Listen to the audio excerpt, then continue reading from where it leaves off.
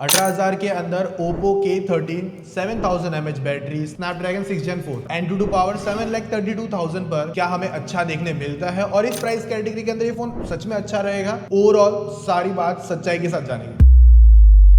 तो स्टार्टिंग वाला variant 8GB 128 पे मिलता है और 18,000 की प्राइसिंग पर ये लॉन्च हुआ था। बाकी यहाँ पर कार्ड ऑफर वगैरह आपको लगा के एक आधा हजार और सस्ता मिल सकता है। बाकी अगर इस फोन का ओवरऑल लुक अगर मुझे जो मैं बताऊंगा बहुत बेसिक है, ऐसा नहीं कि बहुत एक्स्ट्रा ऑर्डिनरी डिजाइन बनाया है। जो प्लास्टिक की बैक है वो थोड़ा सा मिनिमल टाइप में ठीक ठीक ही लग रहा है। साइड के भी प्लास्टिक की फ्रेम है, एक बार हल्का सा गिर चुका है, बिना कवर और टेम्पर्ड के यूज कर रहा था तो ये नीचे हल्का सा एक डेंट आया, बहुत माइनर है। प्लास्टिक की बैक है तो आएगा, इतना कोई बड़ी मतलब बात नहीं है भाई, मतलब गिरेगा तो कुछ ना कुछ तो होने ही वाला है। फोन थोड़ा सा हैवी लगता है जिस फॉर्म फैक्टर में आता है उस हिसाब से। बाकी इसमें चारों तरफ इवन बेजल्स मिल जाते हैं, ये कोई पतले बेजल्स तो नहीं है, मतलब डेफिनेटली थोड़े ज्यादा है। बट इस प्राइस कैटेगरी में आपको मोस्ट ऑफ इसी तरीके के बेजल्स मिलेंगे, चाहे CMF 2 Pro ले लो या एक आधा और कोई फोन ले लो। हाँ, कुछ ब्रांड्स हैं जो इतने बेजल्स तो नहीं देते, ये थोड़े ज्यादा ही है। और देखो सबसे ज्यादा बात है ना, आप लोग कर रहे थे इस फोन को लेकर भाई रिव्यू लेकर आओ, रिव्यू लेकर आओ, और बात यही है क्योंकि यहाँ पर जो Snapdragon 6 Gen 4 प्रोसेसर है, जो नॉर्मल Antutu पर हम लोग को समवेयर 7 लाख के नियर बाय के स्कोर निकाल रहा है, बट परफॉर्मेंस या बूस्ट मोड ऑन करने के बाद में तो ये जाके 7,32,000 प्लस के पावरफुल स्कोर दे रहा है। और रैम टाइप यहाँ पर LPDDR4X है जो कि ठीक है। स्टोरेज यहाँ पर अच्छी दे रखी है UFS 3.1 की, जो कि एक अच्छा नंबर जरूर निकालता है। बाकी यहाँ पर आपको IR ब्लास्टर भी मिल जाता है, IP65 की रेटिंग है, डुअल नैनो सिम डाल सकते हो, ट्रिपल माइक सेटअप मिल जाता है आपको। तो देखो लुक्स और डिजाइन को लेकर मुझे बहुत बेसिक सा लगा है, कोई एक्स्ट्रा ऑर्डिनरी या कोई क्रेजी चीज तो नहीं है, नॉर्मल देखने मिल रहा है। बाकी FHD प्लस AMOLED डिस्प्ले आता है 120 हर्ट्ज की रिफ्रेश रेट के साथ में, 1200 की पीक ब्राइटनेस मिल जाती है। और हमने हमारे एक डिवाइस के थ्रू टेस्ट करके देखा था जिसमें जो 100% का नंबर है वो HBM है, जहां पर मतलब HDR का सपोर्ट नहीं है। नॉर्मल फुल ब्राइटनेस पर जो पीक ब्राइटनेस ये अचीव कर पाता है वो आपके स्क्रीन के सामने। तो जो नंबर ब्रांड देता है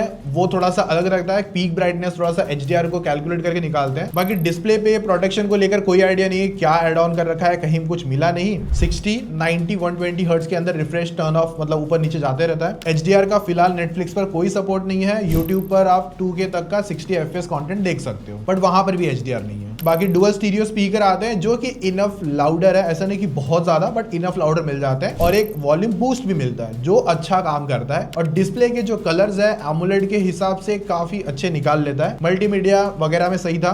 बस पीक ब्राइटनेस को लेकर मुझे थोड़ा सा हार्श सनलाइट के अंदर थोड़ा सा कम देखने मिला, बट लेकिन इतना भी कम नहीं है कि भाई दिखेगा नहीं। 7000 mAh battery with 80 watt charger का जो कॉम्बो है वो एकदम सही है। बड़ी बैटरी डाली है, मतलब देखने में पता भी नहीं चलता कि सच में इतनी बड़ी बैटरी इसके अंदर गई होगी। और वही इस फोन का ज्यादा की हाईलाइट फीचर है। अगर आप एक नॉर्मल यूजर हो तो आपको ये फोन आराम से 1.5 नहीं 2 दिन 2.5 दिन तक का बैटरी बैकअप तो इजीली निकाल देगा। बट अगर आप थोड़े से हैवी यूजर्स हो तो वहां पर एक दिन तो भाई बहुत तगड़ा चलने वाला है ये फोन। और 100% फोन चार्ज होने में जो बॉक्स में चार्जर आता है ना, उसके अराउंड 60 मिनट का टाइम लेगा 100% चार्ज होने में। तो चार्जिंग को लेकर मुझे काफी चीजें अच्छी देखने मिली है। नंबर्स, बैटरी बैकअप तो भाई मतलब डेफिनेटली काफी अच्छा चलने वाला है, तो वहां पर कोई शिकायत नहीं है। बाकी देखो इसकी जो पावर है मुझे अच्छी देखने मिली है। पर देखो एक बात है मैंने जो नोटिस करी है, ओप्पो ने इतनी सारी चीजें तो दे दी है, लेकिन ऐसा नहीं है कि मतलब आपसे कुछ चीजें छुपाई नहीं है या बहुत सब कुछ ही अच्छा दे दिया है। क्योंकि बैटरी का नंबर अच्छा है, प्रोसेसर पावर अच्छा है, थोड़ी चीजों में कॉम्प्रोमाइज है जैसे कि लुक्स वगैरह, और एक और ज्यादा चीज है, बहुत ज्यादा कॉम्प्रोमाइज है जो कि इसके अंदर एप्लीकेशन भाई वो इतनी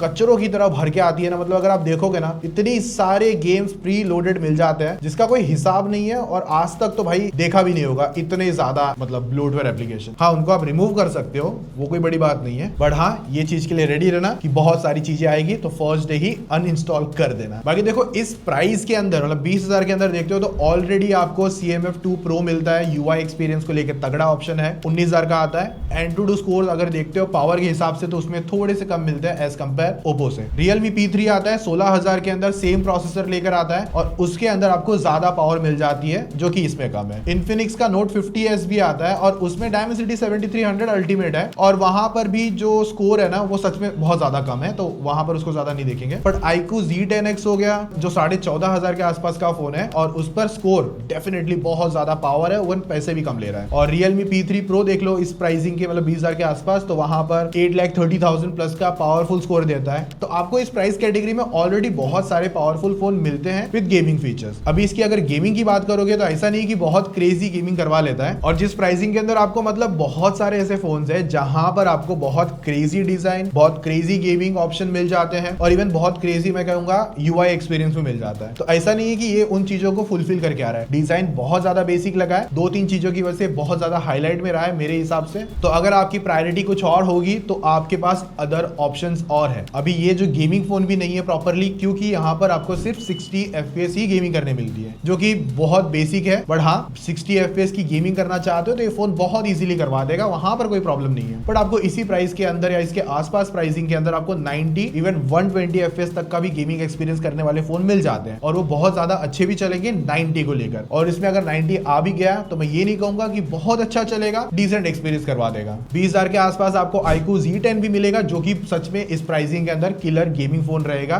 तो अगर आपकी गेमिंग भी प्रायोरिटी थी तो अभी भी ये फोन उतना स्टैंड आउट नहीं करेगा। 60 में ठीक है, अच्छा परफॉर्म करता है, बट अगर आपको 90 खेलना होगा तब ये बहुत ज्यादा पीछे रह जाएगा। बाकी ना ही इसमें कोई गेमिंग को लेकर बाईपास चार्जिंग और एल्गाडो सपोर्ट तो डेफिनेटली नहीं आने वाला है। हाँ, 60 FPS की गेमिंग करते हैं तो फोन हीट नहीं होता और होगा भी नहीं। मोस्ट ऑफ 60 FPS वाले फोन ज्यादा हीट होते भी नहीं है। बाकी मुझे बस एक बार कमेंट में जरूर बता देना आप इस फोन को क्या लुक्स के लिए खरीदोगे, या इसकी बैटरी को लेकर, या ये जो डिसेंट सी पावर निकालता है, या बहुत सारे जो ब्लोटवेयर एप्लीकेशन आते हैं उसको लेकर खरीदोगे, किस रीजन से आप खरीदोगे, या फिर कोई और अगर खरीदना चाहोगे तो वो कौन सा होगा, कमेंट में जरूर बता देना। बाकी 5G नंबर्स भी मुझे थोड़े से कमी देखने मिले और ब्लूटूथ भी यहाँ पर थोड़ा सा पुराना है। वाईफाई ठीक था, NFC नहीं आता। बाकी और ऑप्शंस मिल जाते प्राइसिंग में दूसरे में, क्या आप वो चेकआउट कर सकते हो। VNR ठीक है, 5G पे स्पीड भी अच्छे से निकाल लेता है। 33 सेंसर्स है, ऑप्टिकल फिंगरप्रिंट सेंसर मिलता है आपको फिंगरप्रिंट अनलॉक करने के लिए बेसिकली, जो कि अच्छा काम करता है, ज्यादा शिकायत नहीं वहां पे। अब ये Android 15 विद ColorOS 15 के साथ में आता है। 2+3 का सेटअप मिल जाता है आपको अपडेट्स को लेकर। अभी एनिमेशंस अच्छे हैं, रिस्पॉन्सिव है, UI काफी अच्छा ऑप्टिमाइज है और यही सेम UI आपको Realme के अंदर भी देखने मिल जाएंगे, जो इसी प्राइसिंग के अंदर फोन्स आते हैं। बाकी सबसे बड़ी प्रॉब्लम तो मैंने आपको बता दी, बहुत जगह नोटिफिकेशन इश्यूज आ सकते हैं और आपको अगर स्टार्ट में अगर इस तरीके के वॉलपेपर मतलब बार बार जो चेंज होते हैं ना, ये नहीं करने हैं तो आप वो चेंज भी कर सकते हो। भाई मस्त है। इस कैरेक्टर का नाम क्या एक बार बताना जरूर कमेंट में,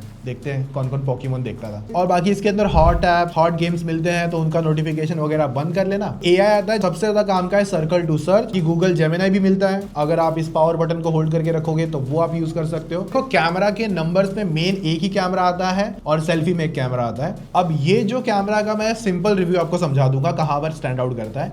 देखो, फोटो काफी अच्छे लेता है, नेचुरल टोन लेता है, कभी कभार हल्के सैचुरेशन कलर भी आते हैं, पर आपको जो इससे खींची गई फोटो है ना, मोस्ट ऑफ टाइम पसंद आने वाली है। अभी ऐसा है कि अगर आप नॉर्मल लो लाइट में भी फोटो खींच रहे हो तो भी आपको अच्छा आउटपुट मिल जाता है। अल्ट्रा वाइड लेंस नहीं है, ज्यादा शिकायत भी नहीं उस चीज को लेकर। मतलब अगर मिल भी जाता तो 8 MP का मिलता था और वो कोई ज्यादा क्रेजी होता नहीं, डे लाइट में फिर भी ठीक चल जाता। तो कैमरास को लेकर अगर आप डे लाइट में इवन पोर्ट्रेट्स भी खींचते हो तो आपको अच्छा आउटपुट मिल जाता है। 20,000 के अंदर ऐसा नहीं कहूंगा one of the best camera option है, पर एक लिस्ट में जरूर आता है कैमरा के लिए, मतलब आप इसको देख सकते हो। बाकी देखो, सेल्फी कैमरा भी जो आउटपुट निकालता है वो भी अच्छे है, स्किन टोन अलग अच्छा निकालता है, कलर अच्छे हैं, बैकग्राउंड में ब्लर भी अच्छा आता है, एज डिटेक्शन डिसेंट आता है। सेम मेन कैमरा में भी बहुत अच्छा नहीं है, समटाइम इशू कर सकता है। जैसे मैंने कहा कि ओवरऑल इस प्राइसिंग के अंदर आपको one of the best camera तो नहीं, बट एक अच्छी लिस्ट में जरूर मिलेगा। तो आप अगर ये फोन ले चुके हो या लेने वाले हो किसी रीजन से, तो वहां पर कैमरा को लेकर आपको ज्यादा इशू नहीं आएंगे। बाकी 4K 30 FPS मेन कैमरा से शूट कर सकते हो, जहां पे 1x 2x स्विच करने मिल जाता है और मैक्स आप 10x तक का स्लाइडर यूज कर सकते हो। और सेल्फी कैमरा में 1080p 30 FPS वीडियो शूट कर पाओगे मैक्स। देखो, मैं ये फोन को रिकमेंडेशन लिस्ट में इतना ज्यादा हाई प्रायोरिटी नहीं दूंगा। अगर आपको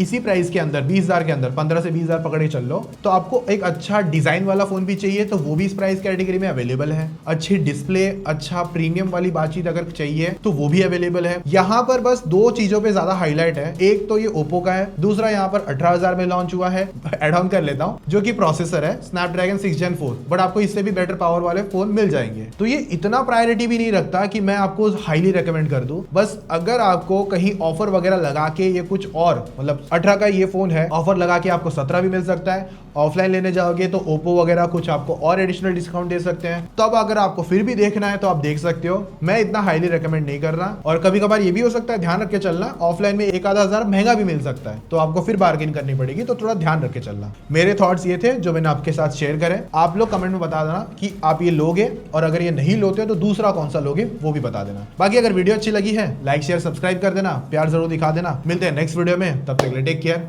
बाय।